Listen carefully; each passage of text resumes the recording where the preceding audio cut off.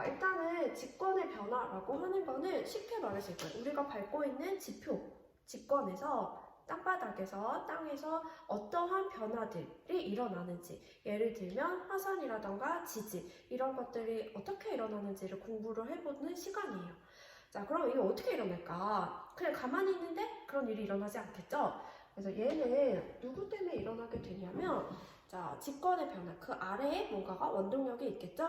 그게 누구냐면, 그 멘틀에서 첫 번째 얘기를 해봤는데, 멘틀을 이루고 있는 구성 물질 중에 하나가 뭐가 있냐면 방사성 동위 원소라는 게 있어요. 자, 방사성 동위 원소라고 하는 것들은 원자에게 굉장히 불안정해요. 그래서 얘네들은 스스로 자기가 붕괴를 해요. 붕괴를 하면서 모원소가 자원소가 되면서 에너지를 발생을 하게 되는데, 그러면서 이제 직권들이 변화하게 되는 원동력을 주게 돼요. 그래서 그런 걸 뭐라고 하냐면 방사성 원소의 붕괴열로 발생하는 에너지를 우리 배웠죠? 지구 내부 에너지라고 해요. 그래서 이렇게 지구 내부 에너지 변화에 의해서 이제 직권이 변화가 되게 되죠. 그렇다라고 하면 이제 첫 번째부터 시작을 해볼게요. 자, 여기서 말하는 판, 그러니까 직권이 변화한다라는 건 다른 말로 판이 움직인다라는 거예요. 그렇다라고 하면 판은 무엇일까? 다른 말로 암석권이라고도 한다고 했어요. 그래서 첫 시간 구성 요소 하면서 직권할 때 한번 다뤄봤던 개념인데, 자, 판은 지각이라 그랬어요? 멘틀이라 그랬어요? 자, 둘 다 아니죠? 그 둘 어떻게 하는 거였어요? 합해서 말하는 게 판이라고 했어요. 그래서 판이라고 하는 거는 지각과 그다음에 멘틀의 상부를 포함했더라. 그래서 100km까지를 우리가 판이라고 해요. 자, 그럼 지각은 두 종류가 있죠. 대륙이 있고 해양 지각이 있어요. 그래서 대륙 지각을 포함하는 판은 대륙판이라고 하고, 해양 지각을 포함하는 판을 해양판이라고 해요. 자, 그럼 둘 중에 밀도 누가 더 클까? 생각을 해보면 구성 암석에 따라 달라지겠죠. 자, 대륙 지각을 구성하는 암석은 현무암이에요. 화강암이죠. 대륙 지각을 구성하는 암석은 화강암. 그 다음에 해양 지각을 구성하는 암석은 현무암이에요. 그래서 제주도 가면 구멍 뻥뻥 뚫린 돌 볼 수 있죠? 그게 현무암이에요. 둘 중에 밀도가 더 큰 암석은 누구냐면, 이 광물 조성에 따라 다른 건데, 자, 그거는 3학년 때 배웠고, 그 광물 조성에 따라 이 현무암의 밀도가 훨씬 커요. 그래서 해양 지각을 포함하고 있는 해양판의 밀도가 훨씬 크다라는 사실 좀 기억을 해둘게요. 자, 그러면 이 직권의 변화, 이 판이 움직인다라고 하는 건데, 이게 딱딱한 고체예요. 어떻게 움직여서 변화를 일으킬까? 생각을 해보면 얘 밑에 있는 멘틀이 원동력을 주는 거죠. 멘틀이 뭐 해야 돼요? 움직여야 돼요. 멘틀이 대류를 하기 때문에 이 판들이 움직이면서 변화를 나타낸다라는 거죠. 자, 조금 더 자세하게 보면 이 멘틀이 대류한다. 다른 말로 누가 대류한다는 거냐면, 멘틀 중에서도 이 연약권이라는 애가 움직이면서 위에 있는 판을 이동시킨다라는 거예요. 되겠죠? 그래서 우리가 어떻게 구성 물질을 보았냐면, 여기 잠깐 보면, 자, 지각이 이렇게 있고, 밑에 멘틀이 있고, 그 다음에 외핵, 내핵 이렇게 있는데, 멘틀 자체적으로도 구성을 조금 나눠보면 지각의 상부까지를 포함해서 100km까지를 우리는 판, 암석권이라고 하고, 밑에 400km까지를 우리는 얘를 뭐라고 하냐면 연약권이라고 하는 거예요. 그 다음 밑에를 하부 멘틀이라고 하고. 되겠죠? 그래서 여기서 우리가 고체긴 고체지만 움직일 수 있는 유동성이 있는 고체다라고 해서 얘의 원동력으로 인해서 위에 있는 이 판들이 움직일 수 있다라는 거예요. 되겠죠? 네. 그래서 원동력은 이 멘틀 대륙 연약권이구나 라는 사실 좀 기억을 해두면 되겠습니다. 자, 그러면 세 번째. 이 멘틀 대류가 어떻게 되는지 한번 조금 더 자세하게 보면, 자, 여기 위에 있는 애들을 우리가 지각 플러스 멘틀. 다른 말로 하면 얘 뭐예요? 판이죠, 판. 자, 판이 이렇게 왔다 갔다 움직일 수 있는 이유가, 자, 밑에서 연약권이 대류하기 때문이라고 했어요. 자, 그러면 보세요. 이렇게 하나의 판이 있었는데 밑에서 어떤 힘에 의해서 멘틀이 이런 식으로 멘틀이 상승을 하더라는 거예요. 상승할 수 있겠죠. 그리고 또 어떻게 할 수 있냐면 위에 있는 판 밑에서 이렇게 멘틀이 하강을 할 수도 있어요. 이런 식으로 멘틀이 상승, 멘틀이 하강, 이런 원동력에 의해서 위에서 판들의 변화가 일어난다라는 거. 되겠죠? 그래서 여기서 말하는 직권의 변화라는 게 이런 현상들을 의미를 하는 거예요. 그러면 어떻게 변화해서 이 주변에서 어떤 일이 일어나는지는 이제 조금 이따 자세하게 볼 것이고, 아, 이런 식으로 멘틀이 올라올 수도 있고 내려갈 수도 있구나 라는 거 기억을 하면 되겠죠? 네. 여러분들, 여기 상승할 수 있는 이유는 왜 상승할까요? 밀도가 가벼워졌기 때문이죠. 자, 밀도가 가벼워졌다라는 소리는 온도가 어떻기 때문에 가벼워졌을까요? 온도가 높아졌으니까 밀도가 가벼워지면서 올라오겠죠. 반면에 얘는 내려올 수 있는 이유가 밀도가 어때요? 무거우니까 내려오겠죠? 그쵸? 그럼 온도가 어떨까요? 상대적으로 주변보다 낮기 때문에 내려올 수 있다는 거예요. 이런 사실들은 우리가 추론을 할 수 있어요. 되겠죠? 그래서 아, 이런 식의 연약권의 움직임, 멘틀의 대류로 인해서 위에 있는 판들이 움직일 수 있구나 라는 거 짚어봤습니다. 자, 그럼 세 번째, 우리가 판을 한번 구분을 한번 해볼게요. 아까 얘기했듯이 화강암으로 구성된 대륙지각이 있다라고 하면 우리 대류판이라고 했는데, 자, 대류판과 해양판을 한번 나눠서 구분을 한번 해볼게요. 자, 처음 배우는 부분이기 때문에 한번 지도를 보면서 할 건데, 선생님이 그 첨부에도 이 프린트 유인물이 있어요. 자, 이 유인물을 가지고 어떤 애가 대류판이고 어떤 애가 해양판인지를 한번 써보도록 할게요. 자, 한번 보면 대표적인 대륙지각을 포함한 대륙판은 누가 있냐? 우리나라가 포함되어 있는 유라시아판이 있습니다. 그 다음에 북아메리카판, 그 다음에 남아메리카판, 그 다음에 뭐 인도 유라시아, 그 다음에 또 뭐가 있을까요? 그 다음에 아프리카판, 이런 거, 그 다음에 또 남아메리카판. 그래서 이런 대륙판들을 좀 기억을 해두고, 그 다음에 해양판도 한번 찾아볼게요. 자, 우리나라 근처에 있는 거 대표적인 누구 있죠? 태평양판이 있어요. 태평양판. 그 다음에 대서양판. 그 다음에 뭐 나즈카판. 그 다음 뭐 필리핀판. 이런 대표적인 해양판을 좀 기억을 해둘게요. 자, 이런 식으로 이제 지구 내부 에너지 변화에 의해서 이렇게 멘틀이 대류하면서 그 위에 떠있는 판들이 이동하면서 직권의 변화가 일어났더라라는 거. 좀 대략적으로 개념이 좀 잡히나요? 자, 그럼 좀 이제 자세하게 들어가 보도록 할게요. 자,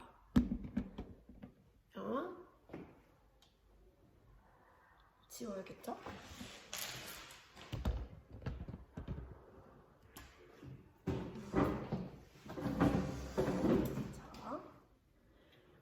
그러면 이렇게 여러 가지 판들을 비교를 해봤는데, 자, 이런 각각의 판들은 밀도도 차이가 나고, 그 다음에 이동 속도도 차이가 나요.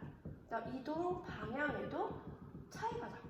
자, 이런 식의 다양한 원인들로 인해서 각각의 다른 속도, 다른 방향으로 이제 움직이게 됩니다. 그러면서 우리가 볼 수 있는 이제 세 가지 경계를 만들게 되는데, 자, 첫 번째는 어떤 경계를 만드냐면, 자, 첫 번째는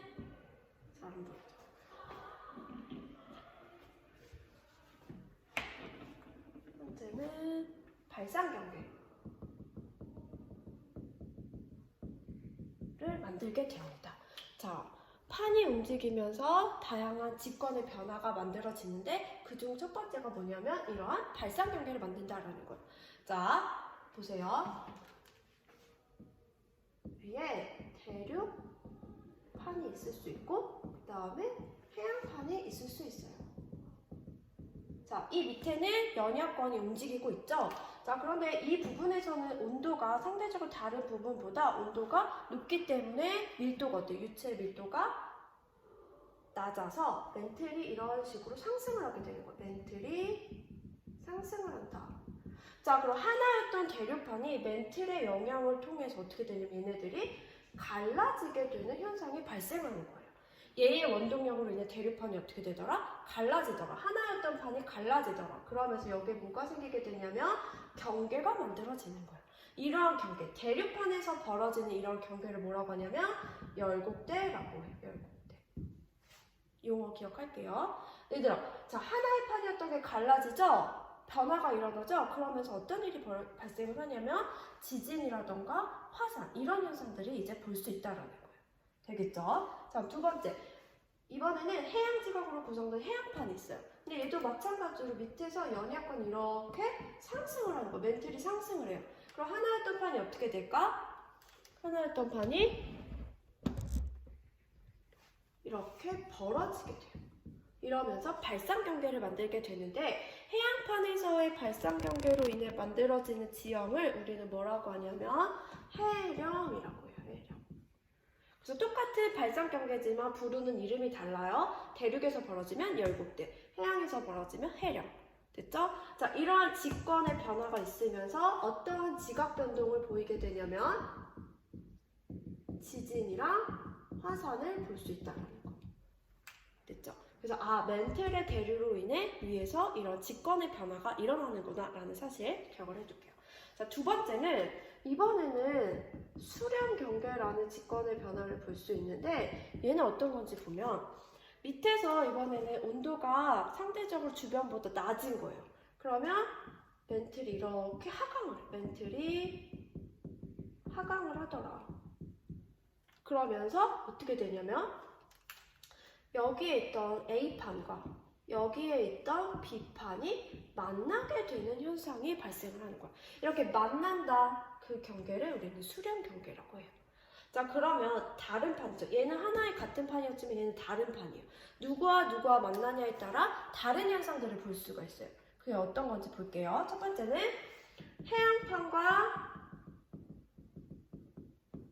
해양판이 만날 수가 있고 그 다음에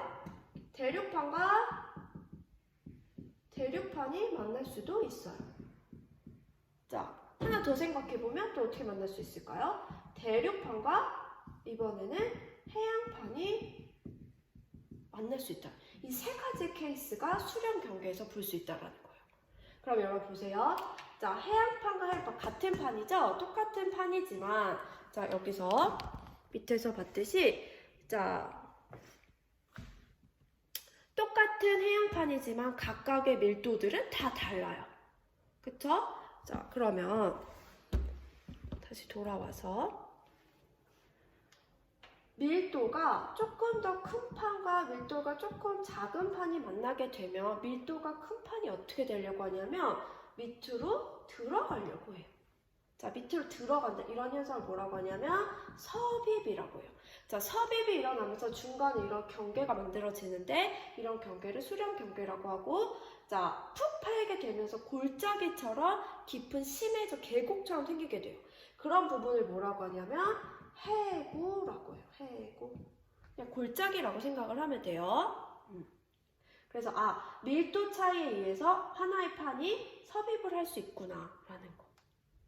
자, 이만큼 해양판이라고 하는 건 밀도가 크기 때문에 이런 현상이 보이는 거예요. 자, 두 번째는 대륙과 대륙, 똑같은 대륙이지만 얘도 밀도의 차이가 있을 거예요. 하지만 얘네들은 상대적으로 해양판보다 가볍기 때문에 얘네들은 충돌을 하면 어떻게 되냐면 부풀어 오르려고 해요.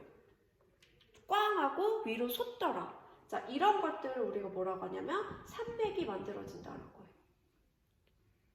그래서 이런 경계를 뭐라고 하냐면 수렴 경계 중에서도 충돌형이라고 하고 그 다음에 하나가 가라앉는다 얘네들을 뭐라고 하냐면 섭입형이라고 해요. 그럼 이제 마지막 세 번째 케이스를 볼게요. 대륙과 해양이 만났죠? 자, 해양이라는 밀도가 큰 애가 있네. 그럼 어떻게 할까? 그쵸? 아까처럼 얘는 밑으로 들어가려고 할 거예요. 섭입이라는 현상이 있을 거예요. 그러면서 경계에는 뭐가 만들어지더라? 해구가 만들어질 수 있더라. 그럼 이러한 경계를 무슨 경계라고 한다? 그렇죠. 섭입형 경계라고 한다. 그래서 수렴 경계에서는 해구랑 산맥을 볼 수 있구나. 그래서 이거 정리해 줄게요. 자, 수렴형 경계에서는 해구랑 산맥을 볼 수 있다. 그래서 각각의 어떤 판이 만들어서 어떤 해구를 만들지는 다음 시간에 정리를 할 거예요. 오늘은 큰 틀만 기억을 하면 됩니다. 자, 그럼 지각 변동은 어떤 지각 변동이 일어나냐면, 자, 이렇게 섭입을 하면 땅 깊이 들어가면 갈수록 충돌을 계속하는 거예요. 그러면서 여기에 경계 부근에 계속 지진을 발생을 시켜요. 그러면서 여기서는 천발, 얕은 지진부터 신발 지진까지 발생을 하고 그 다음에 화산 활동도 볼 수 있다라는 거예요. 됐죠? 자, 그럼 이제 마지막 경계는 세 번째 보존형 경계예요. 자, 보존형 경계는 발산이나 수렴처럼 판의 뭐 생성이라던가 소멸 없이 그냥 얘네들은 보존이 되는 경계예요. 예를 들면 이런 거예요. 자, 보세요. 자, 여기 이렇게 발산형 경계가 있어요. 발산 경계라고 하는 거는 하나의 판이 똑같은 속도로 이렇게 벌어지는 거죠. 그러면서 이 판, 그 다음에 이 판, 그 다음에 이 판, 각각이 지금 이렇게 속도로 벌어지게 되는 거예요. 그러면서 중간에 보면은 여기 경계가 하나의 경계가 생기게 돼요. 얘는 이쪽으로 이동을 하고 이 판은 이쪽으로 이동을 하게 되면 스쳐가면서 여기에 직권의 변화가 발생을 하는 거예요. 어떤 변화가 일어나게 되냐면 자, 지진이라는 직권의 변화를 보이게 돼요. 이런 식으로 스쳐 지나가면서 직권의 변화를 보이는 경계를 우리는 보존형 경계라고 해요. 그래서 여기서는 우리가 간단하게 지진만 볼 수 있다라는 거. 됐죠? 자, 그럼 이제 오늘 다 정리를 했는데, 자, 오늘 배운 건 지구 시스템과 직권의 변화예요. 그래서 첫 번째, 직권의 변화라고 하는 거는 쉽게 말해서, 자, 우리가 보이는 판들이 움직이는 거예요. 근데 판이라고 하는 거는 우리가 대륙 지각이냐, 해양 지각이냐에 따라 대륙판과 해양판으로 구분을 하게 되죠. 근데 그 판들의 이동 속도와 밀도가 다르기 때문에 어떤 판과 어떤 판이 만나냐에 따라서 다른 경계를 발생시켜요. 그게 뭐냐면 발산 경계, 수렴 경계, 보존 경계예요. 그렇죠? 그래서 이런 경계들 사이에서 밀도 차이에 의해서 어떤 지형들이 발생을 하고 어떤 지각 변동이 일어나는지를 좀 정리를 해두면 될 거예요. 그래서 오늘은 대략적인 큰 틀을 보았고 다음 시간에는 이런 세부적인 현상들을 지도에서 찾는 연습을 한번 해보도록 하겠습니다. 자, 모두 수고하셨습니다. 안녕.